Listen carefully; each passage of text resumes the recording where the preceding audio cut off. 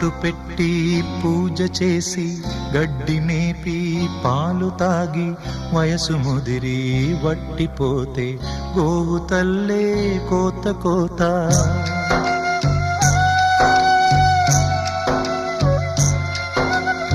బొట్టు పెట్టి పూజ చేసి గడ్డి మేపి పాలు తాగి వయసు ముదిరి వట్టిపోతే గోవు తల్లే కోత కోత. విత్తు నాటి చెట్టు పెంచితే చెట్టు పెరిగి పళ్ళు పంచితే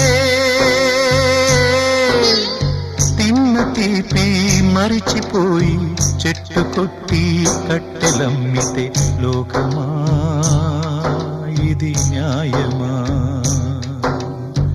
లోకమా